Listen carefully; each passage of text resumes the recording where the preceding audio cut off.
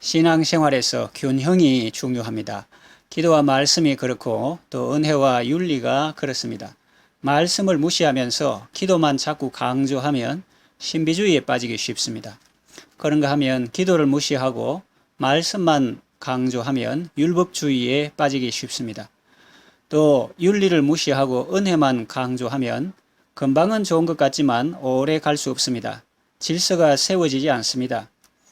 또 은혜를 무시하고 윤리만 강조하면 메마르고 딱딱한 사람이 되기 쉽습니다. 꽉 막힌 사람이 되기 쉽습니다. 그러나 사실 이것들은 서로 대립적 관계에 있는 것이 아닙니다. 상호 보완적인 관계에 있죠. 기도는 말씀으로 인도합니다. 또 말씀은 우리를 기도의 자리로 나아가게 합니다.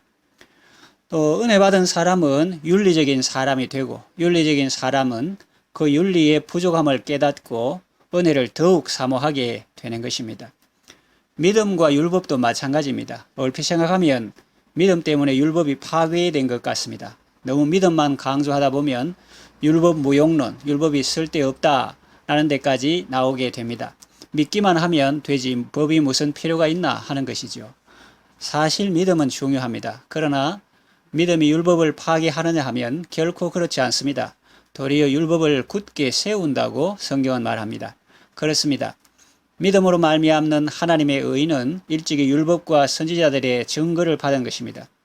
율법과 선지자들은 자신들의 한계를 알고 이미 그 안에 하나님의 의를 바라보게 하는 내용을 담고 있습니다. 율법을 잘 지키려면 결국 하나님의 도움을 받아야 된다는 것입니다. 하나님의 은혜가 있어야 된다는 것입니다. 하나님의 의가 올 때 율법을 진심으로 즐겨 잘 지키게 된다는 것입니다.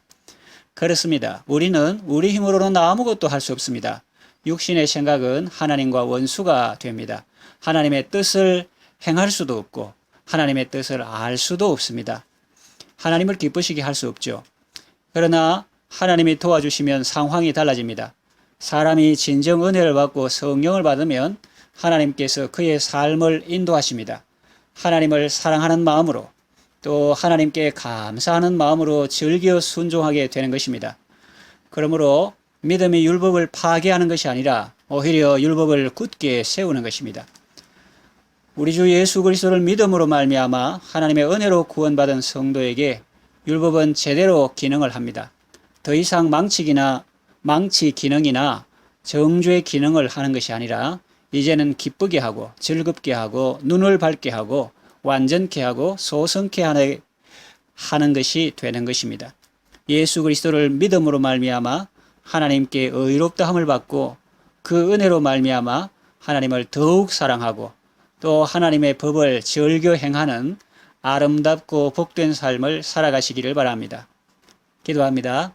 하나님 아버지, 우리는 좌로나 우로나 치우치기 쉬운 연약한 인생들입니다. 믿음으로 말미암아 의롭다함을 받은 것은 하나님의 은혜입니다. 하나님의 은혜는 율법을 배제하지 않습니다. 도리어 율법을 굳게 세웁니다. 그런데 우리는 믿음으로 의롭다함을 받았으니 행위는 더 이상 쓸모없는 것으로 생각하는 경향이 있습니다.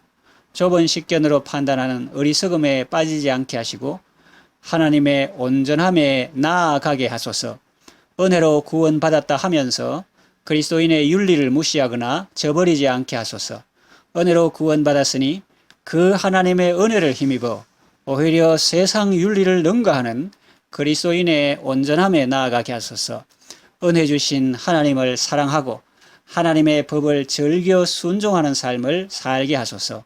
예수님의 이름으로 기도합니다. 아멘.